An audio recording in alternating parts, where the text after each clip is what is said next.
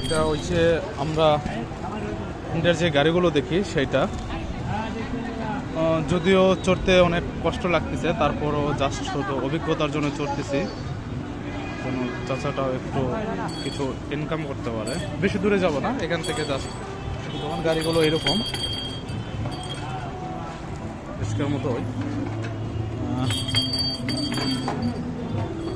এটা নতুন অভিজ্ঞতা, আসলে অত্যন্ত খারাপ লাগতেছে নিজেদের, একটা মানুষকে দ্বারা এইভাবে